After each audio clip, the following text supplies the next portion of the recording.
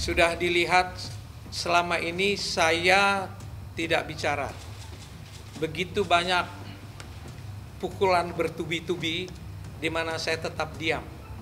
Saya merasa semua yang harus dibicarakan di dalam pengadilan tidak patut saya jawab di luar pengadilan. Saya kasih sedikit nih. Kalau pembalap itu balapan di sirkuit. Kalau pembalap tidak balapan di sirkuit, balapan di jalan, dia pembalap liar. Kalau petinju meninju orang di dalam ring tinju. Kalau dia tinju orang di luar ring tinju, dia preman. Kalau pengacara bekerja di kantor polisi, di kejaksaan, dan di pengadilan, kalau dia tidak bekerja di situ, tapi ada di medsos, dia adalah silahkan teruskan. Bukan. Tampil. Tampil. Ya. Jadi mesti tahu nih, pengacara kerja, polisi, kejaksaan, pengadilan. Kenapa saya mau bicara? Karena pihak sana, lawyer yang katanya lawyer, yang seharusnya tahu etika, itu tidak membawa-bawa mertua saya yang saya cintai selama 22 tahun. Saya yang urus mertua saya itu.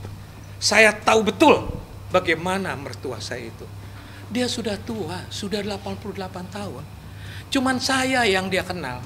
Kalau datang teman saya, 5 menit tanya siapa kau? Datang lagi 5 menit, siapa kau? Kok bisa dibawa, mau diseret-seret ke pengadilan untuk menaikkan yang namanya manusia pengacara itu? Saya tidak bisa diam. Saya tidak bisa diam. Lihatlah, 22 tahun saya urus dia. Coba saya mau lihat siapa yang berani membantah. Nanti saya kasih 20 pembantu saya. Bagaimana saya setiap pagi, setiap sore menemani mertua saya itu. Hancur hati saya dipakai sama manusia itu untuk mau naikin dia. Kasihanlah orang tua. Saya punya video, punya bukti semua.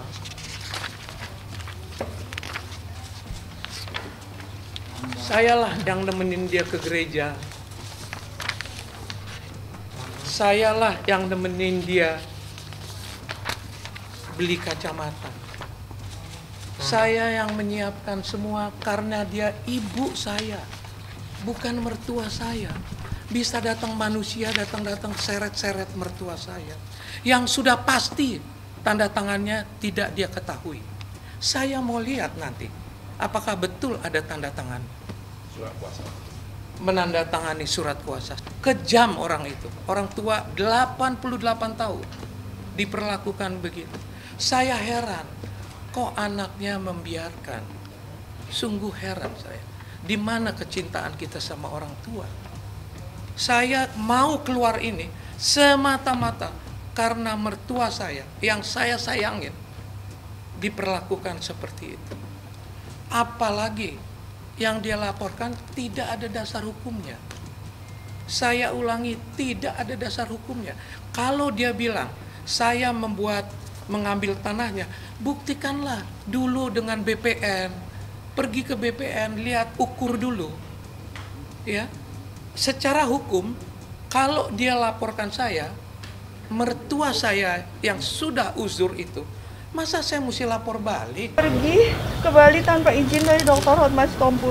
Perlu saya tegaskan bahwa kepergian saya ke Bali adalah setelah saya diusir dari rumah yang telah ditempati bersama setelah kurang lebih 22 tahun perkawinan.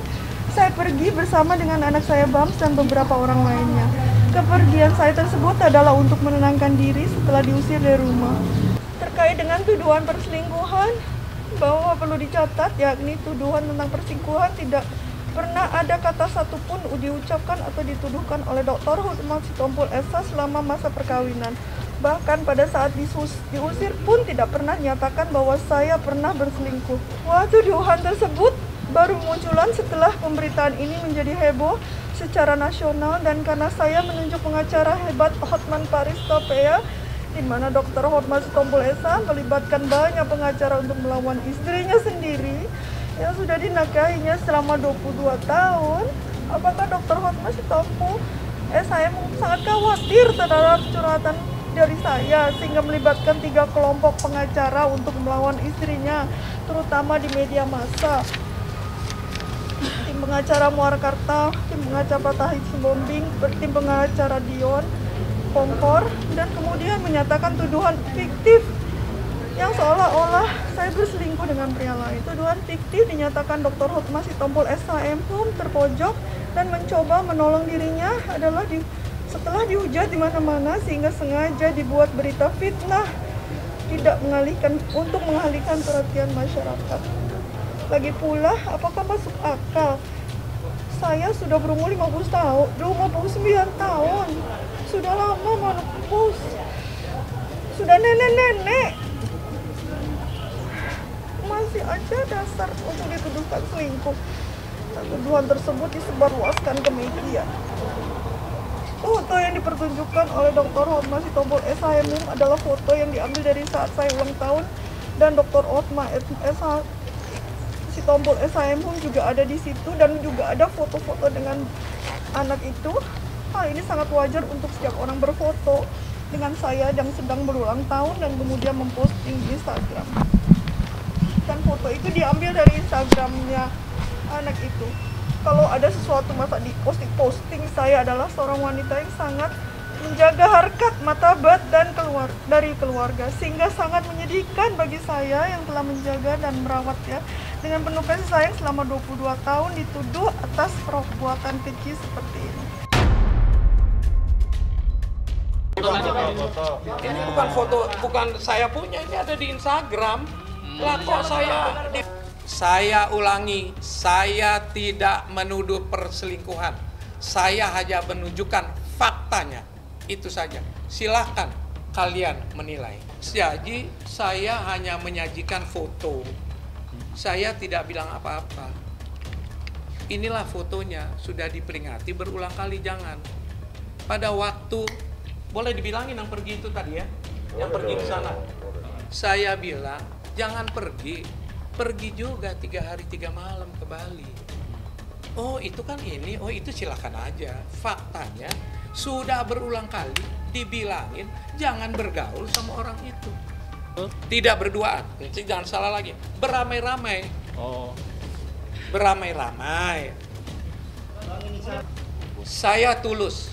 Untuk fake itu tidak perlu 2, 1 fake, 1 tulus kan bisa jadi. Kalau dibilang saya fitnah, berani nggak bersumpah di atas Alkitab? Suruh cuci salib itu, suruh minum. Saya berani. Kalau saya mau memfitnah orang, saya nggak berani. Saya orang kecil. Saya tahu apa. Kalau nggak ada fakta untuk apa gitu ya? Nggak, saya nggak fitnah. Emang itu kenyataan apa yang saya rasakan pada saat itu. Saya nggak fitnah. Untuk fitnah juga saya nggak dapat apa-apa dari fitnah. Karena saya berdosa. Nggak ada. Saya dapat ancaman pada saat di sana aja. Mau dia bawakan saya ke penjara, mau saya dibawa ke hukum, muka saya udah dicolok-colok sama dia, mata saya udah dicaci maki, udah dituduh merusak rumah tangganya, udah dituduh terima duit bayaran dari sana dari sini. Dan selama 2 hari itu dia tidak boleh kemana-mana. Bahkan divideokan kalau jalan ya atau mau ke kamar mandi itu harus izin dikawal. Jadi benar-benar kemerdekaannya dirampas pada saat itu tanpa alasan atau dasar hukum yang kuat. Dan satu lagi yang terkait dengan LP-nya, bahwa data yang ada di handphonenya Irni itu ditransfer, ya, dilakukan cloning. Nah itu juga unsur pidananya, ITE-nya pasal 30 itu sudah memenuhi menurut kami. Dan makanya diterima oleh penyidik sebagai laporan. Ya gini ya, semua orang punya hak membela diri ya. Jangankan bahkan kalau sudah jadi tersangka atau terdakwa pun boleh berbohong, boleh tidak menjawab, diam, itu haknya. Tapi yang jelas dengan LP itu kami dan pihak kepolisian sudah menyimpulkan bahwa bukti-bukti awal itu bukti permulaan itu sudah memenuhi sehingga terjadinya LP. Nah untuk apakah itu benar, kebenaran sebagai sejauh mana, detailnya seperti apa, itu proses penyidikan karena itu pro justisia. Kita nggak mau ikut campur. Kemudian yang tadi diceritakan soal keributan di keluarga itu juga bukan kuasa, kita nggak punya kuasa untuk membicarakan itu. Malam itu pulang kemana? Aku pulang ke Mangga 2 ke om saya karena saya punya keluarga.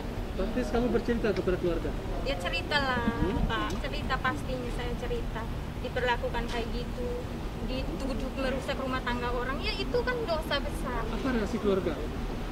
Keluarga, ya keluarga sih nuntut, tapi saya bilang keluarga jangan dulu, biar saya aja sendiri. Ya kan dari keluarga orang kecil, orang jauh. Mungkin keluarganya juga sudah geram atau sedih atau kecil hati, tapi sebagai orang kecil mungkin tidak tahu harus berbuat apa. Justru dengan Pak Hotmas ini juga nggak tahu gitu kalau dia juga sudah nggak bekerja di sana.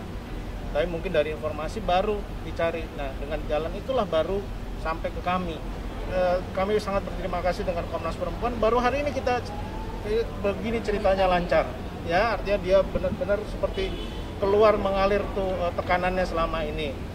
Yang kita nggak bisa lakukan itu, kita bukan ahlinya ya, kita hanya bicara hukum.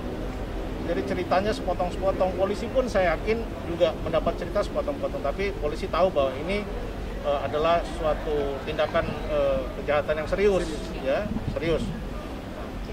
Tadi makanya 1,5 jam itu ya semacam konsultasi dan ya, alhamdulillah dia bisa mulai relief ya tekanannya itu. Dan tadi dari pihak Komnas akan memerlukan beberapa data tambahan untuk mengeluarkan rekomendasi atau tindakan-tindakan apa yang bisa supaya haknya atau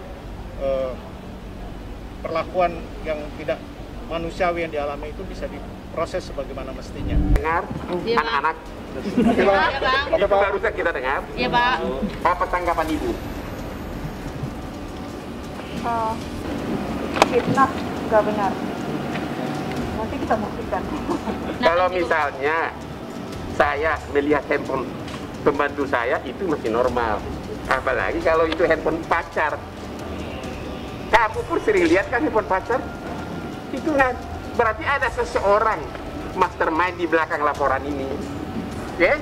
Nggak pernah ada itu soal apa penyekapan. Anda betapa melihat nih, betapa indahnya kata-kata di medsos. Pemakai kata-kata Tuhan, mami, papi, baby. Tapi istri yang baik begini dilaporin polisi seperti itu. Ntar lihat aja. Jadi teman-teman nanti ini kan semua urusan polisi, kalau yang ini kan udah dilaporin nih. Nanti lihat aja gitu. Karena kejadiannya pun kalau sampai kita buka akan lumayan memalukan untuk biasanya. Kita juga punya bukti-bukti soalnya. Jadi kalau itu jadi konsumsi publik lumayan Jadi intinya katanya ada oknum, saya nggak sebut nama, yang tinggal di rumah dia, yang sering kasih info-info kejadian di rumah dia ke rumah sebelah. Siapa nama itu nanti kita lihat. Jadi nggak ada itu semua, itu cerita buatan.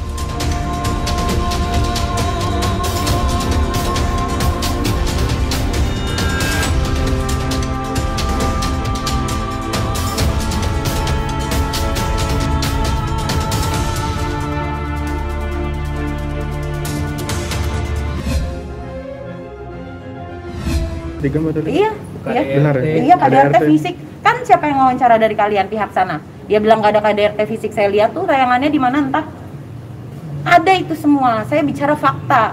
Tapi kan saya tahu kapan saya harus bicara, kapan tidak saya harus bicara. Oh, KDRT-nya saya dilempar kok pakai handphone ke mulut, ke muka saya sampai berdarah, bibir saya sampai dagu saya, gigi finiran saya sampai patah 2 yang di bagian depan. Jidat saya ini dijedutin sama dia, sama kepalanya dia sampai berdarah, sampai benjol. Anak saya lagi di pangku pas dia lakukan itu. Dia masih mau bilang nggak ada lagi KDRT fisik. Harus tunggu saya ngomong kayak begini dulu, baru dia mau gitu. Itu kejadian sudah dari 2016. Adapun nanti bukti-bukti lain sebagainya ya, nanti kami akan sampaikan. Tidak berkala, tapi saya mengalami perlakuan tidak yang seharusnya itu temperamen. Penyebabnya hal kecil yang sebenarnya nggak perlu sampai begitu. Gitu. Bukan karena emang wanita lainnya. Oh bukan. Orang kita lagi habis pergi keluarga gitu kok. Ya, kayak gitu. Jadi kayak ya itu saya udah nantu bertahun-tahun tuh benar gitu ya. Masa saya harus ngomong, saya harus nahan lagi kasih orang pembuat dosa ini bisa bernapas lega sementara saya terengap-engap gitu. Kayak ya gimana sih gitu, keadilan aja lah Mbak gitu Mas gitu. Saya juga mana pernah sih saya kayak gini cari-cari perhatian, dia iya kali cari-cari perhatian, saya mah enggak. Saya mah padanya aja, kerjaan saya tuh kerja, saya jadi ibu, jadi istri yang baik, jadi anak yang baik, kerja saya banting tulang untuk anak saya. Wong saya yang kerja, saya ngidupin anak saya, dia hidupin kita. Enggak. Berarti nggak ada nafkah? Enggak ada. Oh, udah lama banget nggak ada. Oh, lebih. Dia ke saya pribadi sebagai seorang istri nih Mbak ya, nih para wanita, saya tidak pernah mendapat gaji seorang istri. Tidak pernah. Dari awal. Dia kasih untuk anak saya uang susu popok dah. Jadi mau bergaya-gaya dia tuh silahkan. Gitu. Kalau saya mah nggak perlu deh ngomong-ngomong macem-macem, saya bicara fakta. Kan saya bilang jangan lagi berkelit, kalau sudah berdosa ya itulah saya masih kasih kesempatan, saya masih memaafkan gitu. Sampai akhirnya ketika berkelit saya emosi, wajar, saya manusia gitu loh, saya manusia karena saya bicara benar-benar apa adanya gitu. Yang namanya kita mediasi pasti ada hal-hal yang kita luapkan, mungkin diluapkan yang undang segala macam, dan itulah memang fungsinya si mediasi itu gitu loh. Jadi memang alhamdulillahnya udah selesai semua sih. Sebetulnya ya kita lihat aja dari sidang nanti Pak, saya udah komen aja lah sekarang.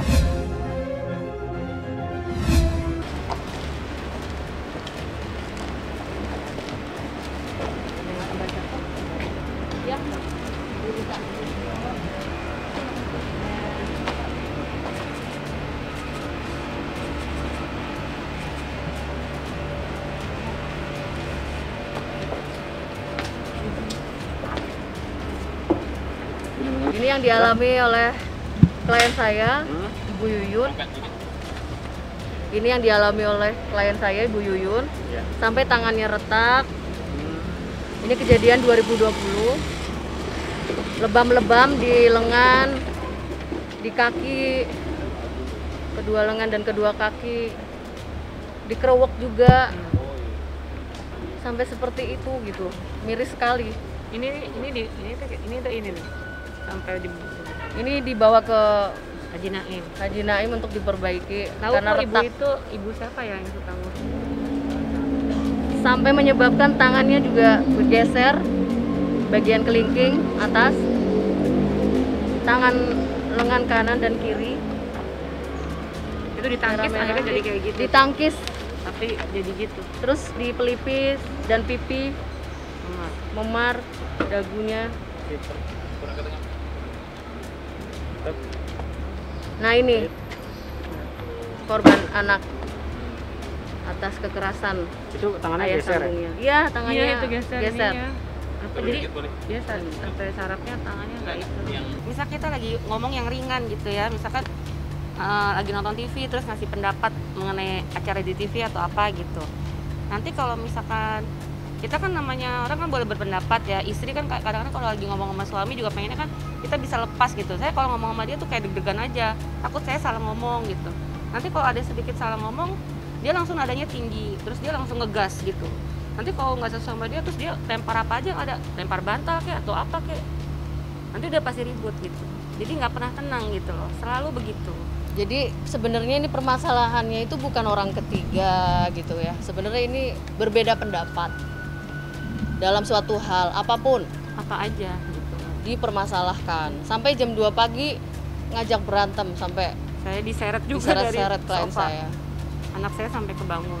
Jadi ya mungkin sudah karakternya, temperamen ya. Jadi segala sesuatu setiap apa aja deh permasalahan yang bukan yang enteng sebenarnya. Kalau yang dengan yang orang yang biasa normal gitu kan wajar gitu ya. Ini nggak bisa gitu. Jadi dia selalu merasa dirinya benar, menurut dia benar, tapi menurut orang nggak menurut orang gitu. Itu aja. Jadi apa karena dia ngerasa mungkin dia punya ilmu yang lebih tinggi atau apa, saya juga nggak paham. Tapi yang jelas karakter dia seperti itu. Jadi gampang sedikit kesulut tuh langsung dia naik darah dengan siapapun. Dia seperti itu. Dia juga pernah mengakuin bahwa dia juga pernah memukul mantan istrinya sampai pingsan. Itu diakuin oleh Fajar Umbara sendiri. Jadi saya gimana pun juga untuk anak sampai titik dari penghabisan. Saya akan berjuang. Jadi saya cuma pengen pengadilan yang seadil-adilnya kepada pihak kepolisian dan juga dari pihak KPAI didukung. Saya minta apa yang udah dia perbuat ya dia harus menanggung semua akibat konsekuensi hukumannya itu.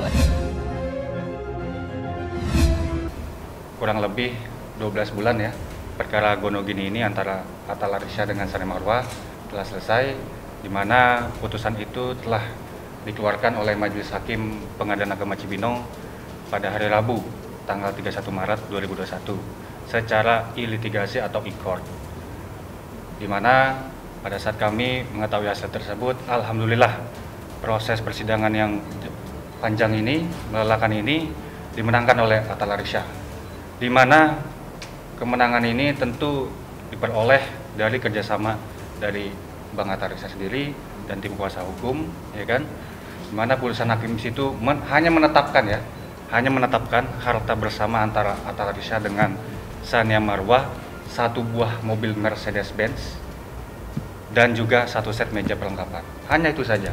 Terkait dengan tuntutan dari Sane Marwah mengenai rumah, kemudian ada juga ruko, itu tidak terbukti. Soal barang-barang bergerak yang menurut Sane Marwah itu masih ada di Atta Larisya, itu juga tidak terbukti.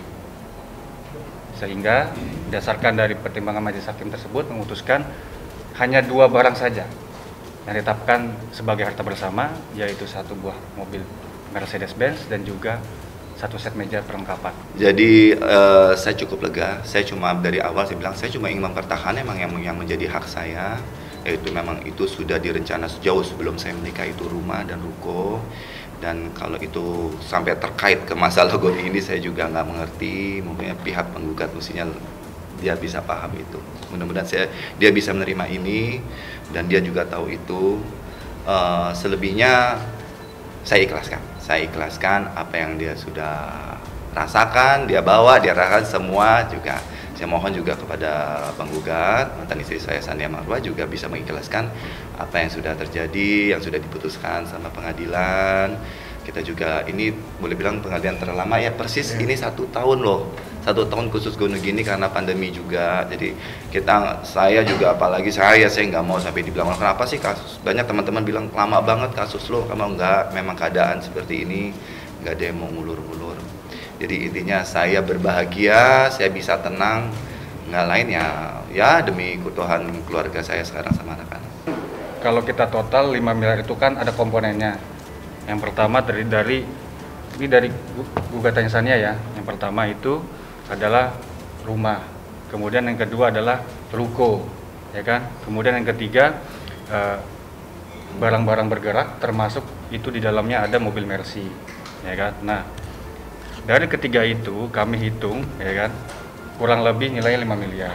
Nah, akan tetapi Majelis Hakim Pengadilan Agama Cibinong itu hanya mengabulkan harta bersama antara penggugat dan tergugat, antara penggugat itu Sane Marwah dengan Atta Larisya sebagai tergugat, itu hanya 2, yaitu satu mobil Mercy dan juga satu set meja perlengkapan. Nah, tentu ini harganya kan menyesuaikan ya, karena ini barang bergerak, menyesuaikan dengan harga pasaran saat ini. Yang tentu nanti kita bisa lihat berapa pasaran daripada satu buah mobil Mercy ini dan juga satu set meja ini. Yang tentu kami sih dari sisi tergugat, ya kan, dari awal ya, media juga memperhatikan bahwa kami kan hanya mengaku itu harta bersama hanya satu mobil Mercedes-Benz, ya kan. Dan juga di dalam jawaban juga kami sudah mengakui bahwa adanya satu set meja perlengkapan. Tetapi dari awal itu kan kami mengaku hanya satu buah mobil Mercedes kan. Dan sedangkan untuk tuntutan dari Sane Marwah mengenai rumah, ruko itu tidak terbukti sebagai harta bersama, tidak terbukti. Jadi ke depan saya setuju dengan tadi Bang Atta Larisya yang menyampaikan bahwa ini menjadi titik akhir, ya kan. Dan kalau memang menjadi titik akhir, nanti kami tergugat dan penggugat, ya kan, akan menentukan ini penjualan daripada mobil Mercy ini dan juga satu set meja makan. Yang tentunya hasil dari penjualan ini dibagi 2,5. Begitu itu kan gini. Itu kan tuntutan barang-barang yang dituntut oleh pihak penggugat. menuduh bahwa posisi barang itu ada di kita. Kan di dalam persidangan juga kita buktikan bahwa itu setelah dikembalikan. Dan di mana itu kan menjadi objek gonogin itu. Barang-barang bergerak yang dituntut oleh penggugat kepada Atariksya, ya kan? Itu harta bersama. Nah, di dalam pertimbangannya hakim itu sendiri disebabkan karena posisi barang itu tidak ada, maka tuntutan daripada penggugat, ya kan, yang menuduh Atariksya ini tidak mengembalikan itu tidak terbukti. Nah, tetapi poin penting dari majelis hakim adalah yang dikatakan itu adalah hadiah, tapi dari hakim sendiri bilang itu adalah harta bersama gitu loh. Jadi beda pemahamannya gitu. Bukan hadiah. Kalau hadiah kan berarti itu miliknya si Sania. Tetapi ini bukan hadiah, tetapi adalah harta bersama. Artinya kepemilikan itu ada dari mantan suami dan mantan istri, begitu. Gimana ya, Mercy ini salah satu saat itu sudah suatu wujud permintaan dari beliau. Gimana kalau beli misal tuh mobil Mercy, dia pingin ngerasain mobil sport gitu loh. Ini oke. Saya bilang sama dia, syaratnya punya mobil Eropa ini ingat, kita harus pakai lama. Kita bukan tren lah, jangan ngikutin tren. Kita pakai selama mungkin. Nanti kalau misalnya kendaraan ini awet, bisa dipakai sama anaknya laki nanti kuliah atau anak perempuannya kayak gitu. Jadi ada cita-cita panjang dari sejarah mobil Mercy Sport ini. Jadi oke, deal. Akhirnya ya sepakat, dan itu Mercy Silver adalah salah satu Mercy yang color secara warna itu limited edition, 2 pintu kayak gitu, dalam interior merah, ya sesuai dengannya keinginan kami berdua, sepakat kayak gitu. Jadi ya itu sejarah singkatnya. Jadi jelas ya, penentuan kepemilikan itu bukan dari saya, bukan saya yang nuntut itu balik semua. Kan kembali lagi, saya juga pernah acara, kalau kalian ikuti acara waktu itu talk show, ini bukan maunya saya, karena ini udah masuk ke ranah hukum, bahasanya beda, bukan bahasa saya sebenarnya ikhlas, tapi ya kembali lagi ini di mata hukum itu nggak bisa dimainkan seperti itu. Iya. Pastinya beda suasananya, karena kan biasa ceria, biasa ada di rumah, sekarang enggak gitu. Tapi ya kita kan udah harus terbiasa kan, selalu seperti aku bilang kayak bahwa kita orang tua pasti akan selalu terbiasa untuk membiarkan anaknya untuk pergi, namanya menikah, menempuh hidup baru. Terbiasa bareng, jadi mungkin rasanya ada yang berbeda. Tapi kan pasti akan terbiasa sih. Seiringnya waktu insya Allah pasti akan terbiasa. Dikit-dikit dulu. Kalau sekarang masih WA juga. Misalnya nanya masih kayak, Bun, minta nomor telepon dokter, minta ini, minta itu, dia masih. Sekarang kan ngurus sendiri dia. Dulu kan diurusin terus. Tapi kan dia bilang, Bunda tenang aja, aku tuh udah meng-capture semua apa yang Bunda lakuin selama ini. Jadi mudah-mudahan tuh bisa jadi acuan aku juga gitu dalam membangun rumah tangga. Jadi kita harus biarin. Dan kalau kita recokin terus, diintilin terus, dia kapan bisa dia dewasa kan gitu. Dia ntar lagi mau punya anak, sekarang dia udah ngatur rumah sendiri.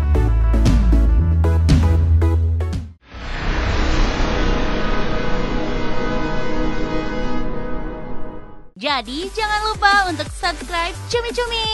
Ditekan ya tombol lonceng merahnya.